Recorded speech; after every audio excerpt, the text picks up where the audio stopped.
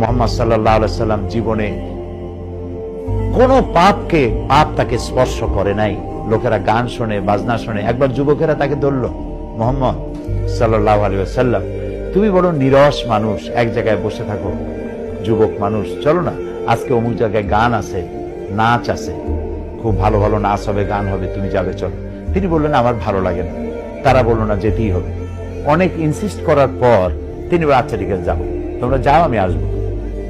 সবাই গান শুনতে গেল। রাত শেষ হয়ে যায়, যুবক মুহাম্মদ সাল্লাল্লাহু আলাইহি ওয়াসাল্লাম আসেন না। সবাই চিন্তা করলো যে তিনি তো কখনো ওয়াদা খেলাপ করেন না, কেন আসলেন না?